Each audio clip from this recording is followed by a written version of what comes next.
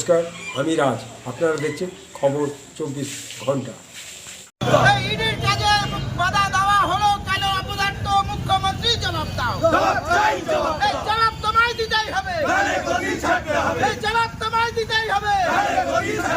এই জবাব নিজেদের দুর্নীতি ঢাকতে আজকে আমরা যেটা দেখলাম খুবই লজ্জাজনক এবং দুর্ভাগ্যজনক এবং খুব চিন্তার বিষয় যে একজন রাজ্যের মুখ্যমন্ত্রী ইডির হাত থেকে নিজেদের দুর্নীতিতে ভরা ফাইল কিভাবে ছিনতাই করে নিয়ে বেরিয়ে গেল।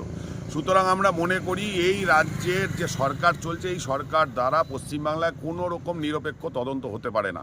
অবিলম্বে এই রাজ্যের মুখ্যমন্ত্রীর পদত্যাগ দরকার, সেই দাবিতে আজকে আমরা রাস্তায় নেমেছি। আমাদের বিক্ষোভ আমরা জানি, সকালবেলায় ইডি তার যে কাজ করতে গেছিল সেখানে একটা মুখ্যমন্ত্রী যিনি স্বরাষ্ট্রমন্ত্রীও বটে, তিনি এই কাজে বাধা সৃষ্টি করেছেন, তাদের গায়ে হাত দিয়েছেন পর্যন্ত।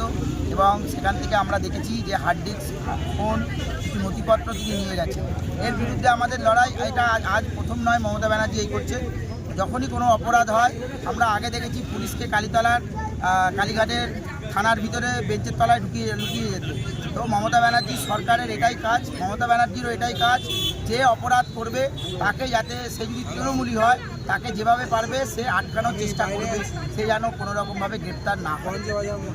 আপনারা কি সন্দেহ করছেন, কি নিয়ে গেছে? আমরা সন্দেহ করছি যে আইপ্যাক দীর্ঘদিন ধরে যে অভিসন্ধি করে এসেছিল এবং গণতন্ত্রকে যেভাবে হত্যা করছিল, এই ভুয়ো ভোটার চারিদিকে যেভাবে ছড়িয়েছিল, রেহেঙ্গাতে যেভাবে ভোটার লিস্টে নাম ছিল, এই সমস্ত তথ্য তাদের কাছে ছিল বুথ ওয়াইজ।